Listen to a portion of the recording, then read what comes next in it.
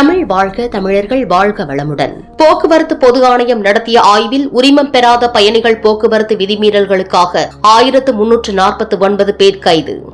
Saudi Arabia முழுவதும் போக்குவரத்து விதிகளை மீறி கடாதா அனுமதி பத்திரம் இல்லாமல் பயணிகள் சேவை வழங்கிய 1349 நபர்களை கைது செய்துள்ளதாக போக்குவரத்து பொது ஆணையம் அறிவித்துள்ளது.